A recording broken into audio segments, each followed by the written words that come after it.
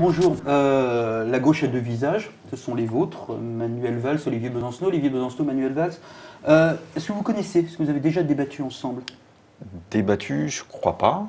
On s'était croisés dans un conflit, en tous les cas celui des Ludanon. Enfin moi je me souviens de ça, peut-être que vous avez d'autres souvenirs, mais moi je me souviens de celui-là en tous les cas, c'était en 2001, je crois 2001-2002. Mais sinon, non, peut-être qu'on s'est croisés à un moment donné, mais un débat comme ça contradictoire, non. Et qu'est-ce que vous avez en commun, a priori? Moi, j'ai meilleure mémoire d'abord. Vas-y.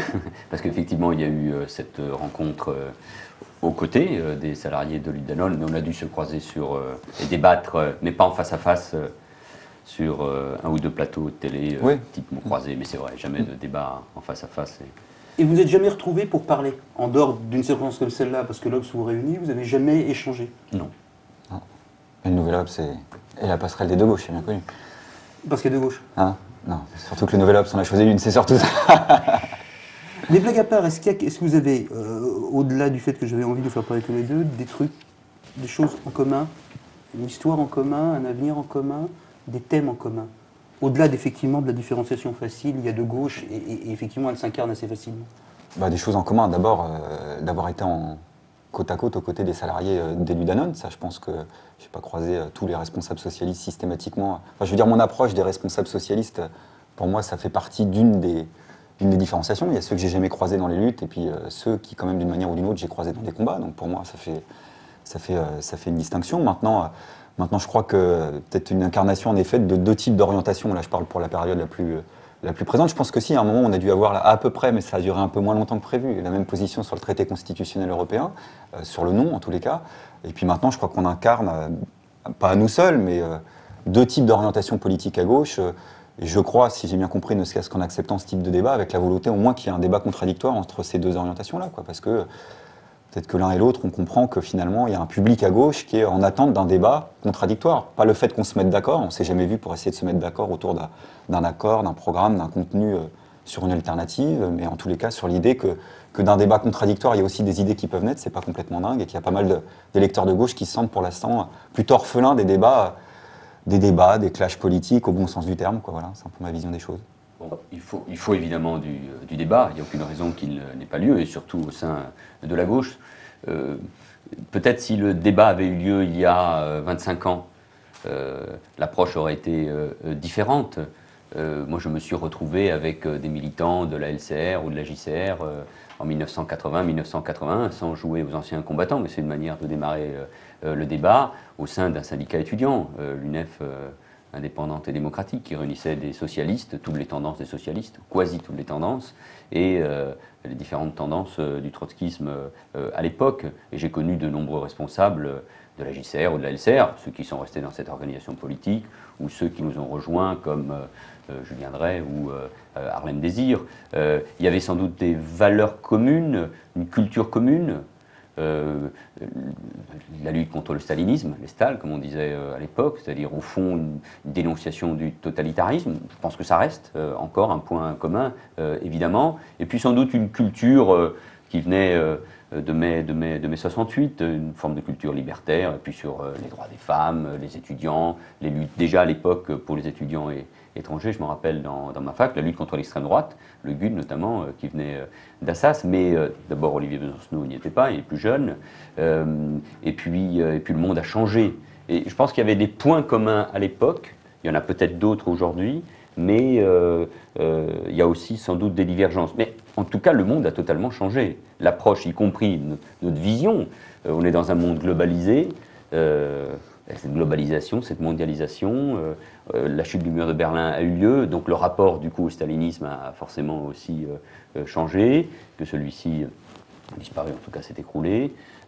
L'État-providence est un Christ, ce qui fondait la social-démocratie, donc nous sommes obligés nous aussi de revoir une grande partie de nos principes fondateurs, en tout cas de notre identité. Et puis la société s'est fragmentée, l'analyse sans doute de classe sociale qui mérite toujours d'être revisitée, mais elle est très différente de celle d'il y a 25 ans. Donc bon, voilà, donc il y a à la fois des points communs, il y a une histoire sans doute, des fils conducteurs, et puis des analyses, et donc des solutions, et donc des visions, et donc des propositions qui sont différentes par rapport au monde d'aujourd'hui. Vous pensez l'un comme l'autre, la gauche étant une attente de débat entre vous deux ou en rêve, en nostalgie de la photo de famille où vous marcheriez, Non, vous moi, c'est Valls, pas- vous Besançon ensemble? C'est pas la photo de famille qui manque. La photo de famille, les photos de famille en général, ça sert pas à grand chose malheureusement. Même, je veux dire, la gauche, elle manque de deux choses. Moi, ce que je refuse à gauche, c'est l'espèce de tout ou rien. Le tout ou rien qui consiste de la part de la direction du Parti Socialiste très souvent à dire soit on est finalement d'une manière ou d'une autre au garde à vous devant la direction du PS et on accepte quand on est dans d'autres partis que le Parti Socialiste à gauche d'être satellisé d'une manière ou d'une autre dans une nouvelle mouture de l'union de la gauche plurielle en fonction des termes du moment, avec éventuellement maintenant Bayrou dans les bagages, puisque ça sera la seule nouveauté, soit on devient complètement, du coup, si on refuse ça, infréquentable dans les mobilisations et dans les luttes. Et moi, c'est un peu le principal. Là, je parle un peu plus de la forme, mais je dirais dans l'attente d'une partie de l'électorat à gauche, je crois qu'il y a une espèce de tout ou rien qui sert à rien. Et nous, on pense, on milite pour, je dirais que deux types de gauche, comme en l'occurrence il y a entre nous, sur les propositions alternatives, qui sont en effet contradictoires, peuvent résister ensemble et devraient résister ensemble face à la droite.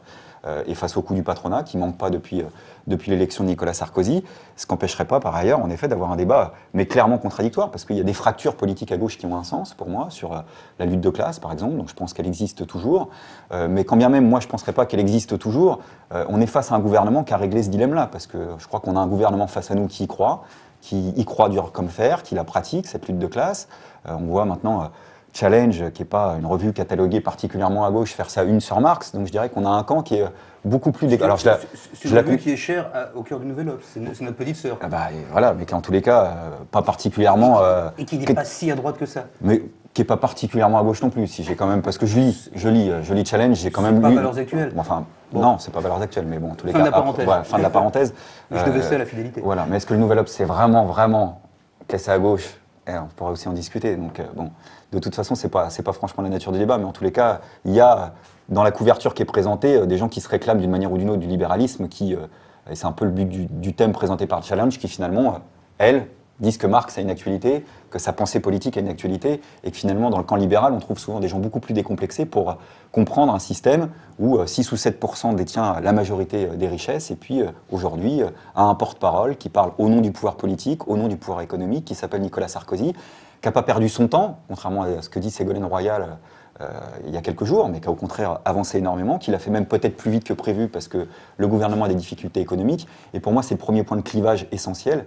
Premier reproche, s'il y a un reproche à faire dans les relations politiques à gauche, c'est qu'on n'a pas été foutu, et ça n'a rien à voir avec une photo de famille, d'être côte à côte, je dirais, d'aller faire, sans mauvais jeu de mots, un service minimum pour relayer simplement les mobilisations, parce qu'il ne s'agit pas de substituer aux luttes, mais je veux dire, entre les familles de rue de la Banque qui sont juste à côté, le combat des étudiants, des lycéens, des cheminots, on n'a pas été capable d'avoir un espèce de front unitaire de toute la gauche politique pour être solidaire et du combat et des revendications de ceux qui ont fait comprendre, je dirais, à l'opinion tout entière que finalement Nicolas Sarkozy n'était pas invincible. Et je ne vois pas, je termine là-dessus, mais je ne vois pas qui à gauche ne peut pas comprendre que le rapport de force des quelques mois qui vont s'écouler dépend finalement du dénouement de l'épreuve de force qui se joue maintenant. Je ne vois pas qui à gauche peut gagner à jouer au jeu finalement, de dire finalement tout est compliqué, à s'excuser à chaque début de phrase de ne pas être d'accord avec Nicolas Sarkozy, ou pire encore, puisque ça c'était vos propos, de dire finalement, enfin pire, moi ça a le mérite d'être clair, de dire par exemple que sur les régimes spéciaux, il fallait une réforme, que sur le fond c'était justifié. Vous avez le mérite au moins